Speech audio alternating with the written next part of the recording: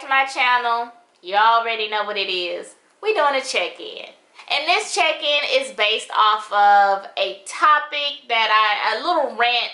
I wouldn't say it was a rant. It was just a little topic that I discussed in my stories, talking about love language. But first, make sure y'all hit the like, the subscribe button, the notification button, all those buttons that you need in order to see whenever I upload a post. Y'all know YouTube kind of makes it a little difficult, but you will definitely get notified if you hit all of those buttons. I want to talk to you guys about something that I brought up on my Instagram, and it kind of carried over and made me want to do a whole video, YouTube video about it, because there's many layers to it. A post that I stumbled upon through this marriage group that I follow, it says, be open to your mate teaching you how he or she needs to be loved. I instantly thought about love language, basically, which is what that is referring to. And it made me think about a conversation that Deron and I had not too long ago, of when, y'all, I found out his love language after 15 years of us being together. Well, I don't know. You know what? I keep saying 15 years. I don't know if Deron and I have been together 15 years because I haven't just stopped and done the math. Deron and I have been together since senior year of high school, pretty much. And we just had the conversation not too long ago about love language for the first time. And it's because I was at work and they had us to do a quiz. And the quiz basically, you know, told you what your love language as an employee was, because believe it or not, love language is important not only for a romantic relationship, but it's important for any relationship you have. If you have a friendship that you care about, you want to know that person's love language. You want to know, what does that friend know, or what does that friend need from me in order to feel like I love them. Like, I got a friend, her thing is quality time. If homegirl don't see me, or if we don't at least go out, you know, every other month or something, she will question my love for her. I got another friend, she loves gifts, you know, so she expects a gift on her birthday or holiday. And then I got another friend who don't care about none of that. And me, I am an act of service person. I am, I guess you can say I'm that person, don't tell me, show me. That's what the act of service person is. But before we even get into all of that, and this is the book. It is The 5 Love Language of Appreciation in the Workplace. This is a good book, y'all. This book was so good. So it talks about the importance of knowing your employees' love language so that they're happy. You know, you want to make sure that your employees feel appreciated, but you're not going to be able to do the same thing for every employee. You bringing in Taco Cabana tacos for Susan may not work for Megan. Megan probably wants you to tell her that she is the best employee there, and that the reason y'all are successful is because of her. That's what makes Megan feel appreciated. But I was talking about me and Deron. So I found out, you know, about my love language. I came home and I was telling him about it. And so I thought I was going to stump him. I thought I was going to do a little pop quiz and see if he, you know, knew me. And I figured he wasn't going to know me. And after I explained to him the different options, the 5 different types of love language, and explained what they were about, I asked him which one he thought I was. Y'all, he got it right. I thought Deron was gonna say gifts, because my man liked to buy me gifts, but I thought he was gonna say gifts. But gifts is like my least. It's actually my least favorite love language. I feel very awkward when I get gifts. Gifts and praise. Like Christmas and birthdays, so awkward for me, because I never know like how to show my appreciation enough, because it's not genuine. I love receiving things, but it just makes me uncomfortable. I wish I knew why but it's just not my favorite way of communicating love. So I thought he was gonna say gifts, but he got it right. He said acts of service.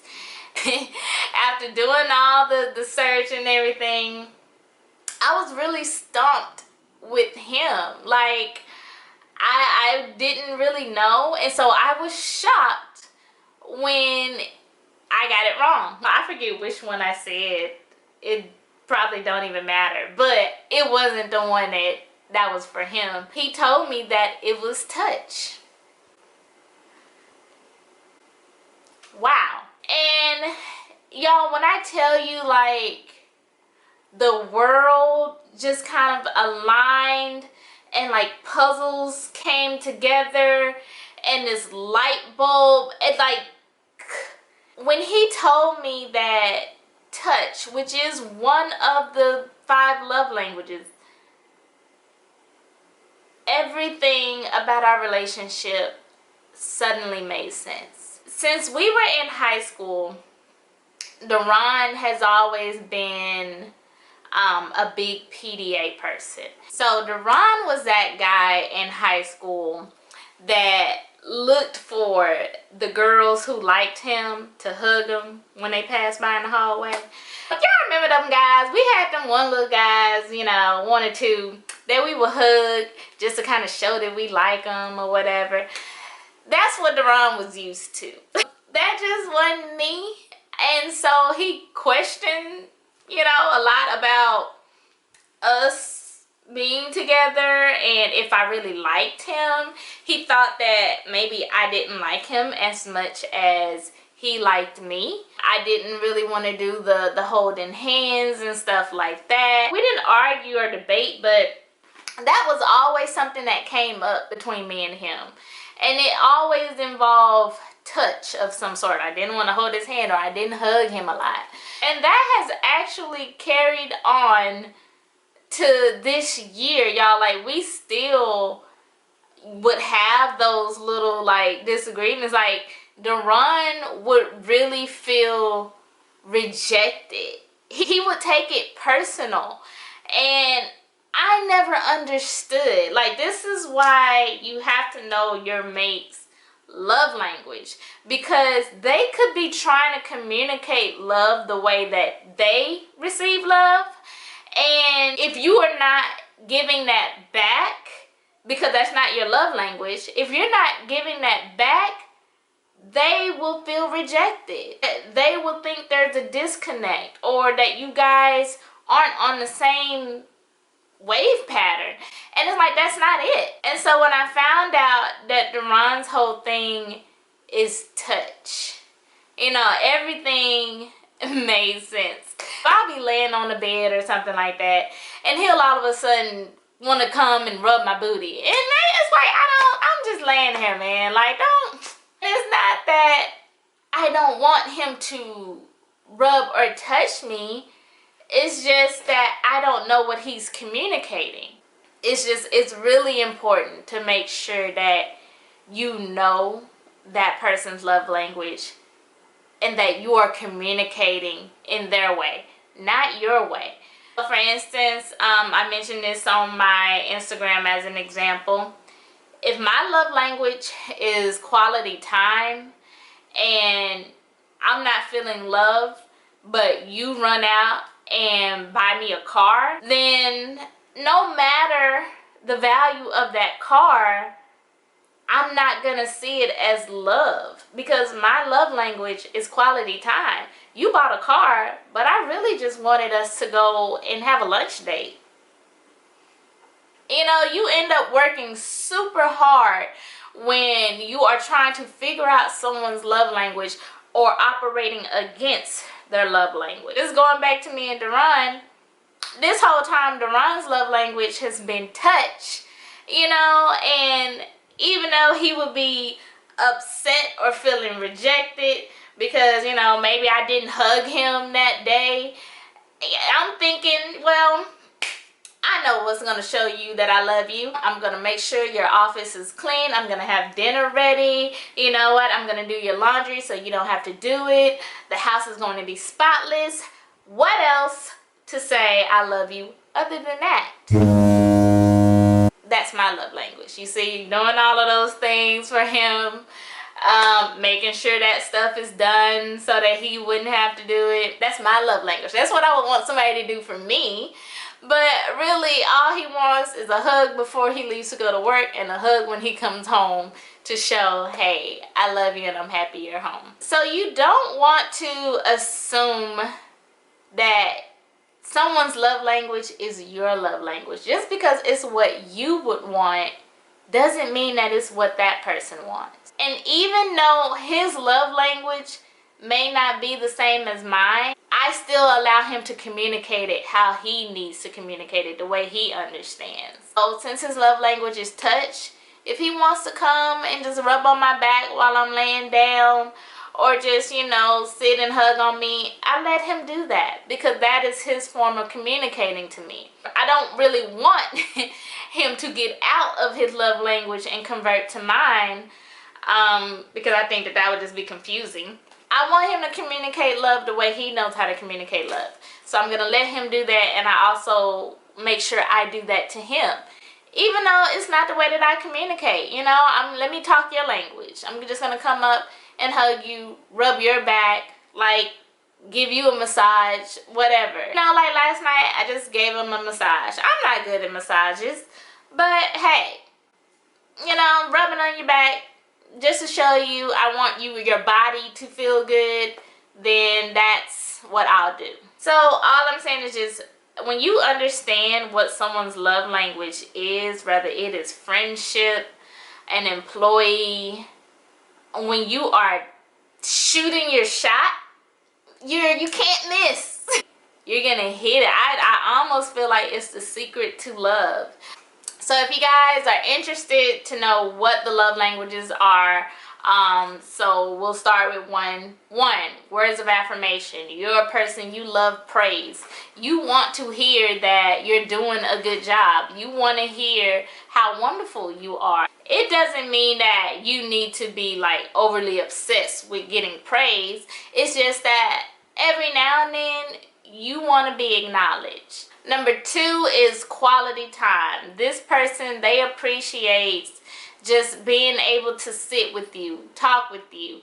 Netflix and chill really means something to this person. You know, it's that friend that they really want to make sure that y'all are at least meeting up every now and then to just sit and talk, popping up to that person's job to just sit and, you know, chit-chat in their office. Quality time. You're asking how they're doing, how's life, you know, even if it's on the phone. You know, and even if that's over the phone, it's just sharing each other's energy, and that's what that person likes. Acts of service, this is me. I want you to come in and step in, help me when you can. It's a don't tell me you love me, show me type of person. So, you know, I gave another example on my Instagram. I guess I like thoughtfulness. I want to know that you thought about this and that you went out your way. And then, you know what? And now that I think about it, that really is what it is. It's going out of your way to come in my way. You know, it's taking that minute or so to come and help me, assist me. It's showing that you're trading off your time to make me feel good. And that is just the act of service. Tangible gifts. Y'all, so I've been using this with my babies too. Tangible gifts is Stefan's, my twin, the oldest twin. He loves gifts. This boy really appreciates when you give him something, and he will cherish it. He will pretend there's no other toy that exists because you gave him this gift. I love that about him. You know, he appreciates the things that you give him. But for someone who loves gifts, you know, they really cherish what you give them. You can give them a seashell and come back 2 years later, that seashell will still be there because you gave it to them, and that meant something. physical touch, and that's what we've been talking about. That is my husband, and that's also my other baby, Antonio. Antonio is a physical touch, y'all, and when I tell you, it is the weirdest thing ever. Like, he will caress your face. He will just put his face against your face. Like, he wants a hug. He'll just come and ask for a hug, and he'll just cuddle you. And a lot of people call him such a cuddly baby, and that's his sign of communicating love. We take it for granted, especially in a world, in a Me Too world that we live in, and the very sensitive world we live in. You just gotta be careful with that one. Physical touch is the one that HR hates the most. It's just offering a hug, tap on the shoulder, something, with all consent. Since knowing that about my hubby, it's definitely been a game changer. It's sad that we waited this long to figure this out. But let me know in the comments, what's your love language? I'm always interested to hear and see with other people, because I don't know, I'm nosy. But please drop it down in the comment section. What makes you feel loved? Do you agree with the love language? Do you feel like there should be others added? But that's all I got for you now. Just checking in. Don't forget to check on you before I do. Bye.